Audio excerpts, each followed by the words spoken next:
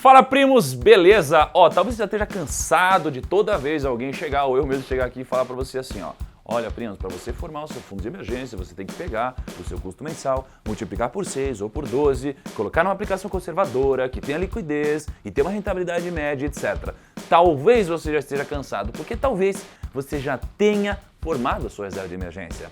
E talvez você esteja se questionando, caramba, e agora? O que eu faço com o meu dinheiro? Como que eu faço para investir de fato em aplicações que tenham uma rentabilidade maior? Aplicações que talvez me ajudem a atingir a liberdade financeira? Qual é o próximo passo? E é pensando nisso que eu desenvolvi o vídeo de hoje. Então vamos lá.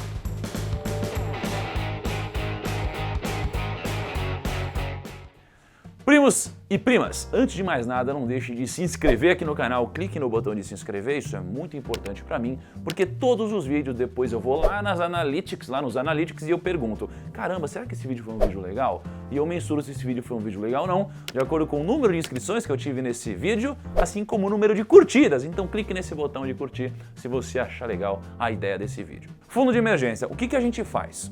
Formei o fundo de emergência, eu não preciso mais me preocupar com o curto prazo. Essa é a grande funcionalidade, esse é o grande objetivo do fundo de emergência. Isso significa que caso eu passe por algum problema, eu não vou precisar, por exemplo, me endividar, eu não vou precisar recorrer a dinheiro de terceiros, porque eu tenho o meu próprio dinheiro para passar por imprevistos. E como a gente sabe que sempre passamos por imprevistos, o imprevisto nunca é imprevisto, ele é sempre previsto. Por isso a gente deixa o dinheiro guardado para isso. Ok, já tem meu curto prazo. O que eu tenho que levar em consideração? Quando a gente vai analisar uma aplicação financeira, a gente geralmente pensa em três coisas: rentabilidade, risco e liquidez. Rentabilidade, risco e liquidez. Quando a gente está falando de fundo de emergência, geralmente a gente tem uma liquidez alta, que é a velocidade que eu transformo minha aplicação em dinheiro. Eu tenho um risco baixo, porque eu não posso correr risco. Eu tenho uma rentabilidade média. Não dá para eu ter a maior rentabilidade do mundo com essas características. Como eu estou olhando agora para o longo prazo, para a minha liberdade financeira, esse é o meu grande objetivo. Antes de mais nada, eu preciso entender qual é esse objetivo. Porque veja só, quando você viajou pela última vez, você foi para algum lugar, obviamente, e com certeza, se você não soubesse qual lugar era esse, você não teria conseguido colocar, por exemplo, as roupas corretas na sua mala. Você não conseguiria ter comprado uma passagem de avião ou colocado combustível no seu carro porque você não saberia qual é a distância. Você não saberia, por exemplo, se você teria que reservar um hotel ou alugar uma casa. Quantas pessoas você levaria na viagem? Quantos dias de férias você teria que ter no trabalho, por exemplo? Você teria que saber tudo isso. E você só conseguiria saber porque você tem um objetivo. Então, antes de você pensar qual a próxima aplicação a fazer, você precisa ter um objetivo na sua cabeça. E qual que geralmente é esse objetivo? O objetivo geralmente é a liberdade financeira. E para você atingir a liberdade financeira, que significa que o seu dinheiro tem que estar rendendo mais do que o seu custo mensal, acima da inflação e acima do imposto, como você faz para descobrir isso daqui sem, entrar em uma matemática muito complexa?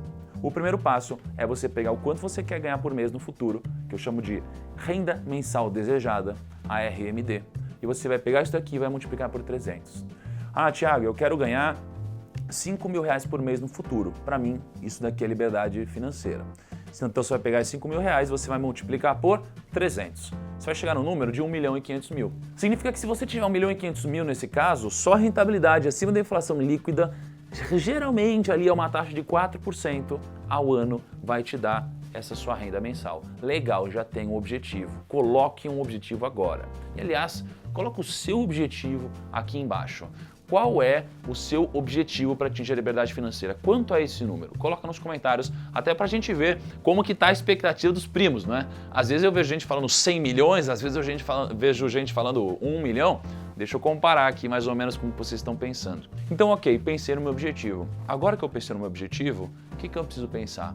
Quais são as características de uma aplicação para a liberdade financeira? E quais são as características? Lembra que a gente analisa? Rentabilidade, risco e liquidez? Liquidez. A liquidez ela é baixa. Porque veja só, eu não preciso resgatar esse dinheiro hoje, eu estou falando do futuro. E se eu estou falando do futuro, a liquidez é baixa. E isso é bom em termos de rentabilidade, porque quanto menor a liquidez, geralmente maior a rentabilidade. Imagina que você está falando com o seu gerente do banco, e o seu gerente do banco fala assim, olha, você tem uma opção de poder resgatar todo dia o investimento, ou você só pode resgatar daqui a 10 anos. Você pode até deixar por 10 anos. Só que se você fizer isso, você vai cobrar um prêmio maior pelo seu dinheiro. Você vai falar assim, até posso deixar 10 anos, mas então vai ter que pagar não sei, 5% a mais ao ano de rentabilidade. Porque o fato de você não poder mexer no seu dinheiro tem que obrigar o outro lado a te dar um prêmio, senão você não investiria para 10 anos e deixaria seu dinheiro aplicado disponível apenas para hoje, tá bom? Liquidez baixa. Qual que é a rentabilidade que você quer? Você quer uma rentabilidade alta, você quer a maior rentabilidade possível, você está falando do longo prazo, você está falando da sua aposentadoria, da sua liberdade financeira. E se você está falando disso, rentabilidade alta, liquidez baixa, o risco ele também não pode ser baixo, ele vai ser um risco médio. Tá? Só que, obviamente, nada disso é uma verdade absoluta, porque você vai precisar entrar na Rico, inclusive o link para você abrir o seu cadastro está na descrição, é gratuito, clica lá, abre a sua conta, tá? Você tem tudo bonitinho, acesso a todos os investimentos. E quando você vai abrir a sua conta, você vai preencher uma coisa chamada Suitability. Isso daqui vai te ajudar a definir o seu perfil como investidor. É importante você definir o seu perfil para você escolher os produtos de investimentos que você vai escolher. Então, quando a gente está falando de um risco médio, ele é um médio que pode ser um médio para cima, né, um risco alto, um médio para baixo pode ser um risco baixo. Vai acabar mexendo também na rentabilidade da liquidez. Mas é importante você preencher o Suitability para você entender. Mas o racional é uma liquidez baixa, uma rentabilidade alta e um risco médio. Pensando nisso, quais aplicações se enquadram aqui? Bom, eu vou te falar de duas formas diferentes. Uma é o que eu, Thiago, faço com o meu dinheiro. Eu, Thiago, eu divido o meu dinheiro em 4 partes. Uma parte do meu dinheiro eu tenho ele em caixa.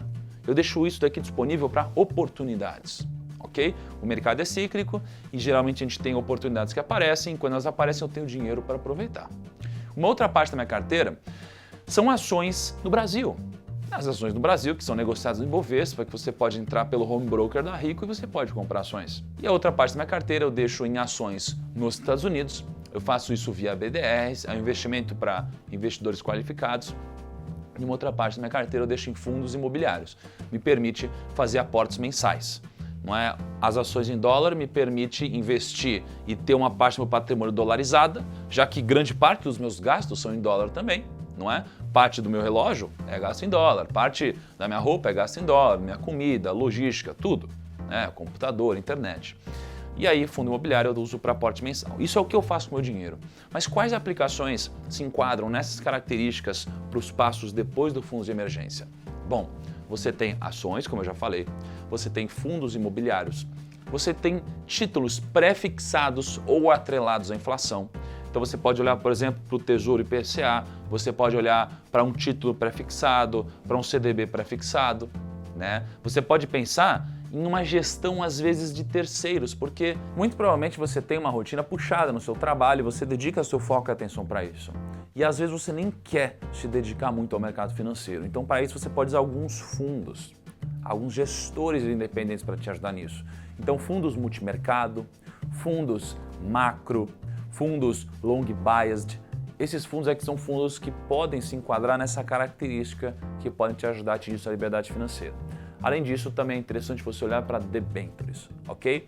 Então, esse mix de investimentos geralmente faz parte do mix de pessoas que já atingiram seu fundo de emergência.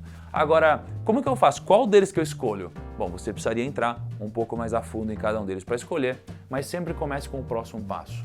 Não comece, por exemplo, direto com o investimento mais agressivo de todos.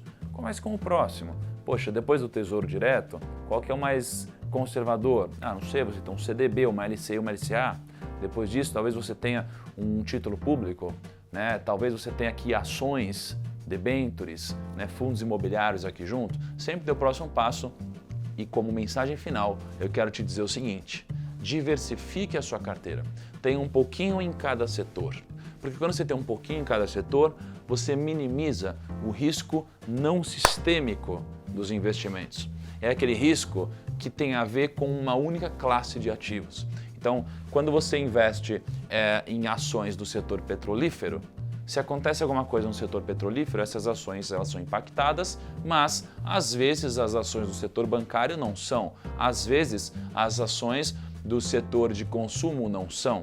Não é? Então diversifique sua carteira. Se forem ações em setores diferentes, e diversifique também em classes de ativos diferentes que tenham benchmarks diferentes. Um pouco que tenha algo pós-fixado, a CDI, um pouco que tenha algo pré-fixado e um pouco que seja pós-fixado. Diversifique sua carteira, não pare de estudar nunca, porque você precisa disso para ter uma vida tranquila, saudável e livre e próspera, financeiramente falando, e sempre acompanhe suas aplicações periodicamente. Mas não acompanhe toda hora, todo momento, que talvez aqui só gere mais ansiedade. Acompanhe de forma periódica e metodológica da forma que for melhor para você. Então, se você quiser abrir sua conta na Rico, que é de graça, para acessar todas essas aplicações, clica no link da descrição e faz isso que é gratuito, tá bom? Grande abraço e até o nosso próximo vídeo.